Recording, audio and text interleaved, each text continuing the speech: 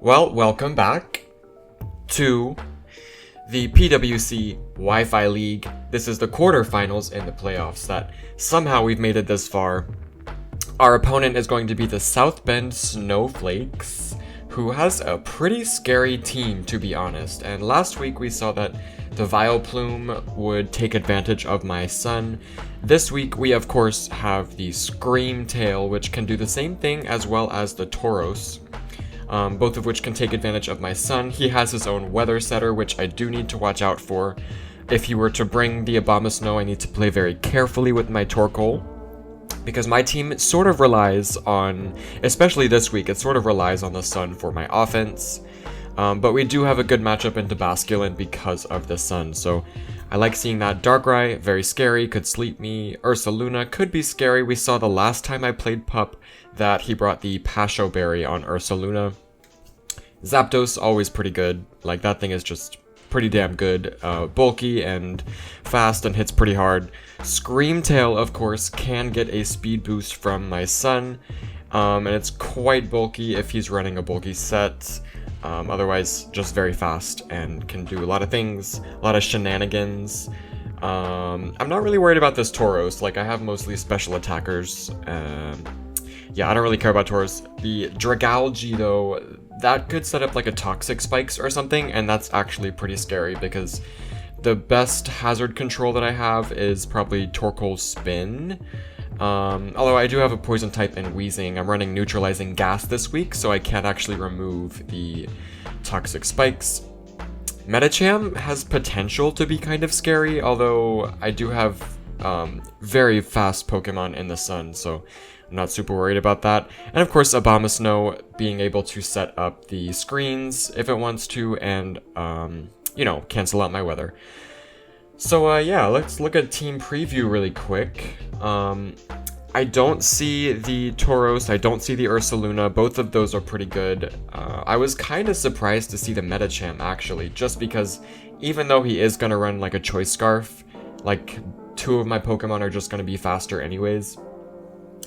So yeah, but Medicham does hit pretty hard. I'm running Neutralizing Gas Wheezing, because with the Rocky Helmet, because that cancels out the adaptability on the Dragalge and the Basculin, and it cancels out Pure Power on the Medicham, so that's actually quite strong. And it's like a Fizz-Def set, so it takes those hits pretty well. I'm running Choice Specs on Lilligant and, Walking Wake, just because, like, I don't have, a whole lot of defensive counterplay to this team in general. I think, like, I was really worried about the Darkrai, because it has good coverage into pretty much everything. So yeah, I'm running specs just to kind of like power my way through the team, I suppose. Very bulky Gliscor, very bulky Raging Bolt, and of course specially defensive Torkoal, and that's what we have. So let's go ahead and get into it.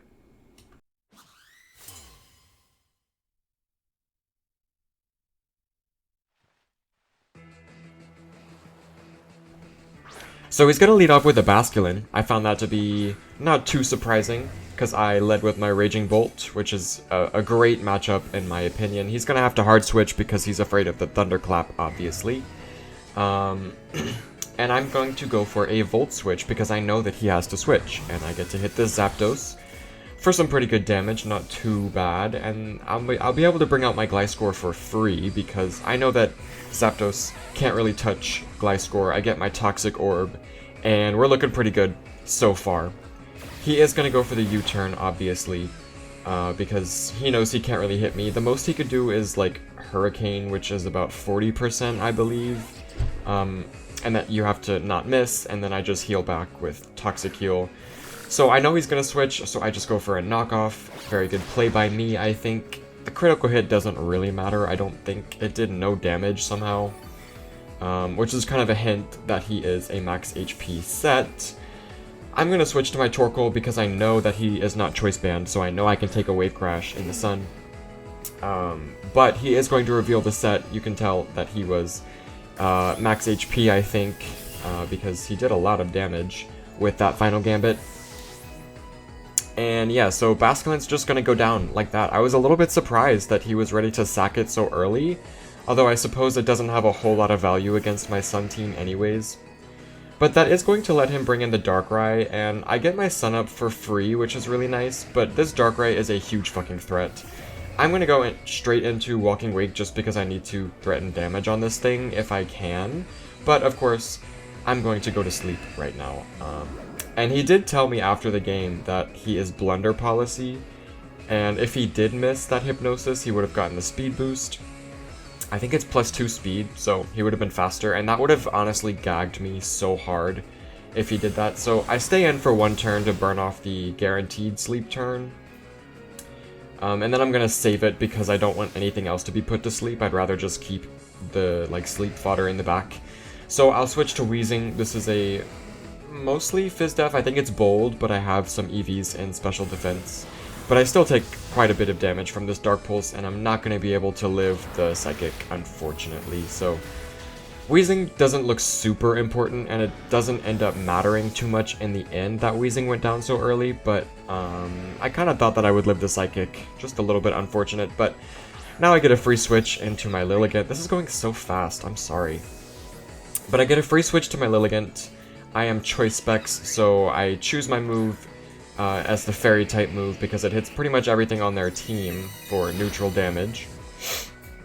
The Dragalge is obviously like a specially defensive wall that's meant to wall my Lilligant, but I want to go ahead and get more damage on this thing, so I'm going to go for my Terra Ground, and even though I am choice locked, this is like a really nice defensive Terra to make sure I can live this Sludge Bomb that's going to come out, and also I believe that's a 3-hit KO. But in the end, I decide not to risk it. It looks like it could possibly survive, and if he hits another Sludge Bomb and poisons me, or like a Draco Meteor, that would obviously just kill my Lilligant. So I'm going to switch to my Gliscor. This is a calm nature Gliscor, so I take that Draco Meteor decently well, and I'll get some healing. The sunlight's going to fade, so I get a good window to bring back in Torkoal. I didn't overthink it, I just went for Earthquake. If he switches to Zapdos, he can't really hurt me that badly, so I just get Toxic Healing. So I didn't overthink it, just went for Earthquake. And now he's going to bring back in the Darkrai, which of course is very scary. But I'm looking at it, Gliscor doesn't look super important into the remaining Pokemon because Medicham has Ice Punch. So I just go for damage.